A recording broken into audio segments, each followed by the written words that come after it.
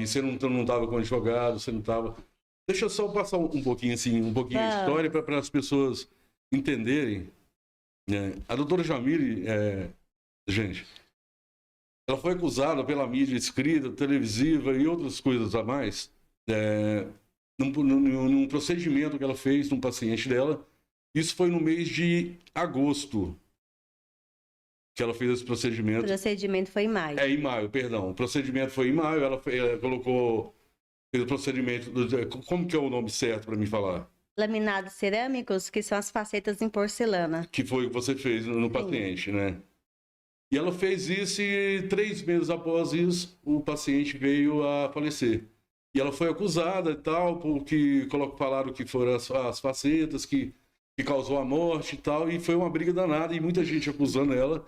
Realmente, depois eu sou daqui de Goiânia, então eu posso falar porque eu acompanhei.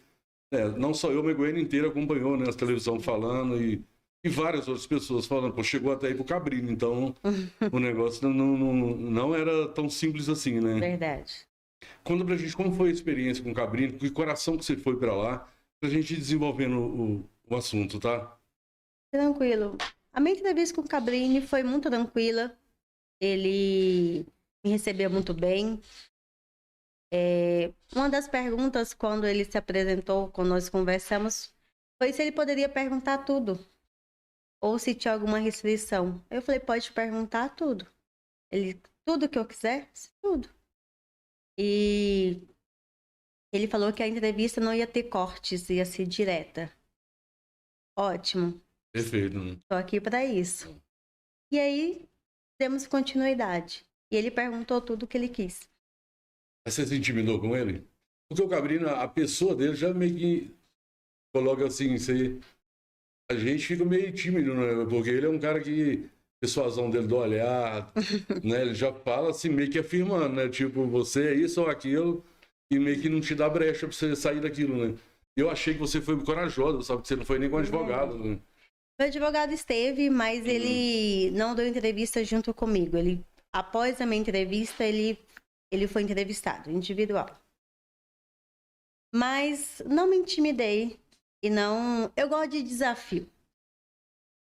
Quando eu vi todo aquele cenário acontecendo e eu recebendo muitos convites... Como que foi, Jamile? Você tá, tipo... Você dormiu, acordou, de manhã tava aquele furacão na sua vida? Como que foi isso? Eu dormi a rainha das facetas e acordei assassina. É muito Pra forte mídia. isso, né, cara? Pra mídia. Sim. Porque o viúvo, o que tinha um relacionamento com o paciente Luiz Carlos, já vinha por mensagem, cometendo Te intimidando? Então eu já sabia já. Uhum. Mas o mais interessante disso, Richard, que eu sabia que tudo isso ia acontecer muito antes de eu atender o paciente Luiz Carlos e atender o Benedito. 3 meses antes. Eu tive um sonho, uma revelação. Uhum. Você é cristã? Sou cristã. Eu até comentei com a minha mãe. Minha mãe chorou muito no dia que eu conversei isso com ela. E eu falei assim, mãe, eu tive um sonho. E Deus falou comigo. Ela, o que Deus falou com você, minha filha? Que eu ia passar por uma tempestade, pelo vale. Sua mãe tem quantos anos? Desculpa a pergunta. Minha mãe? Minha mãe é nova, vai fazer 50 anos. Sério?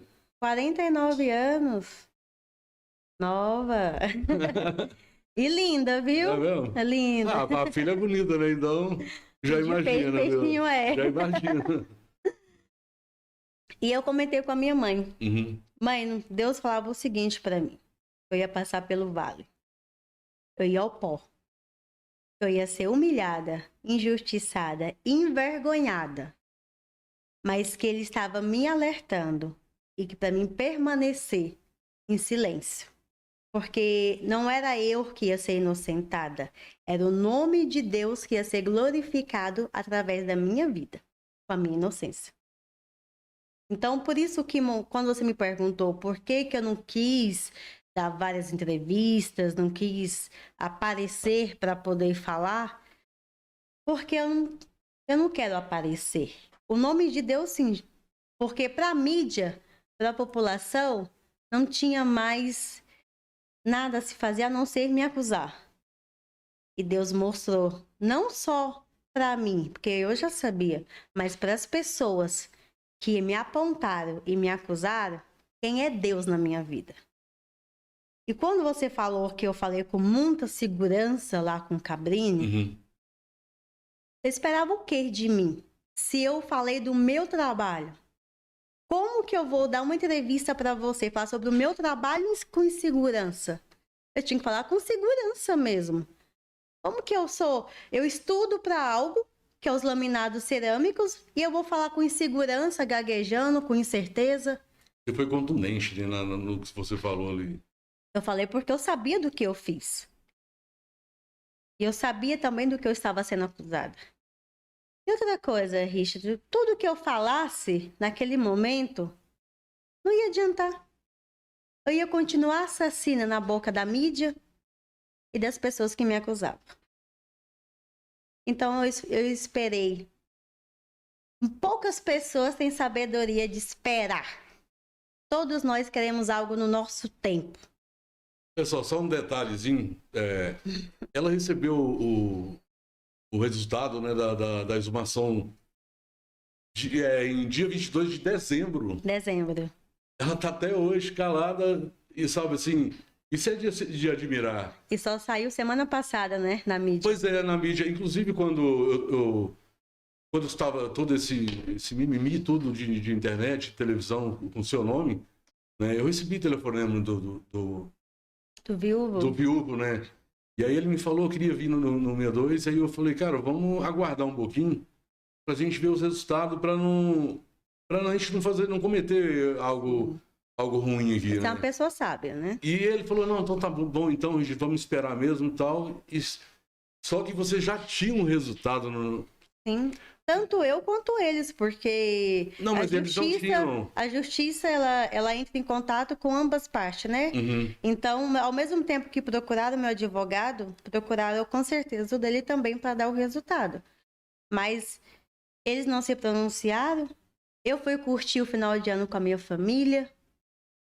Fui passar o Natal na minha cidade. E fui muito bem acolhida.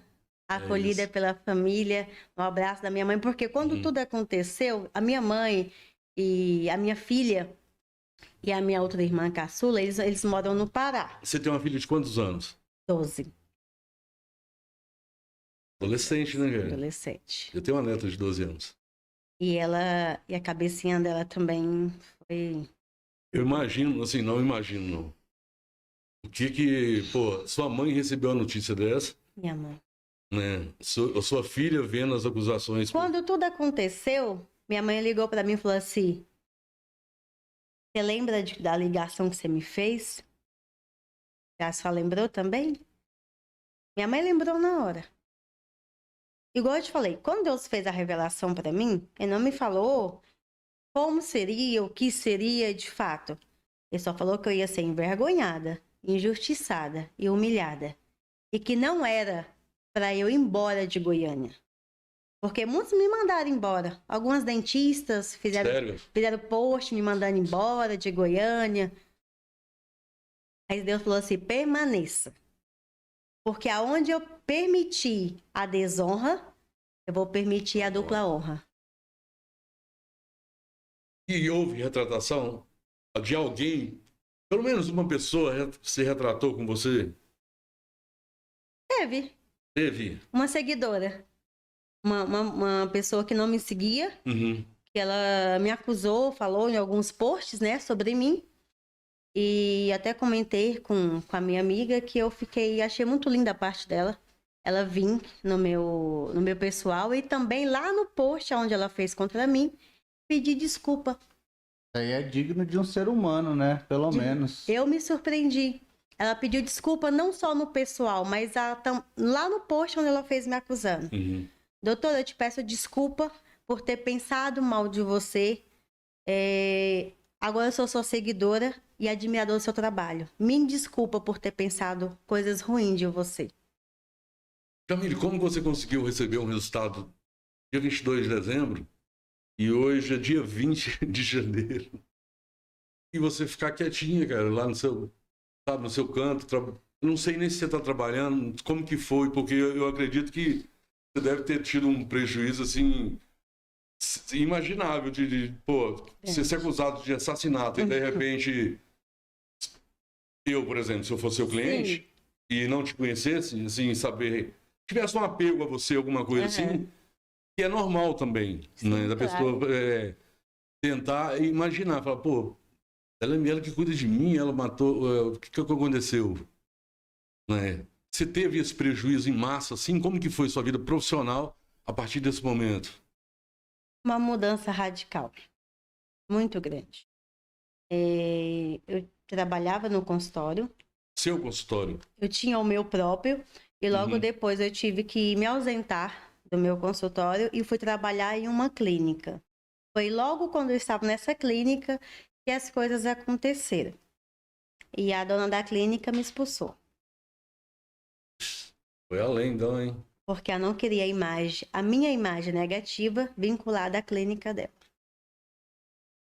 E aí eu fiquei sem trabalho, meus pacientes, alguns querendo continuar, outros preferindo aguardar, também para não ser exposto, claro. Teve umas pessoas que falaram assim, ela apagou algumas fotos dela do Instagram, se escondendo, fugindo. Não, eu arquivei algumas fotos dos meus pacientes, porque em momento algum Você queria guardar eles, né? eu ia me promover às custas deles. Alguns até famosos. Então, eu pensei primeiramente nos meus pacientes. Depois que eu pensei em mim, em preservar eles. Porque não tinha por que ser exposto. Por que eu ia fazer matérias a dentista que atende famosos e sair postando as fotos minhas com os famosos ou de outros pacientes anônimos? Não por quê.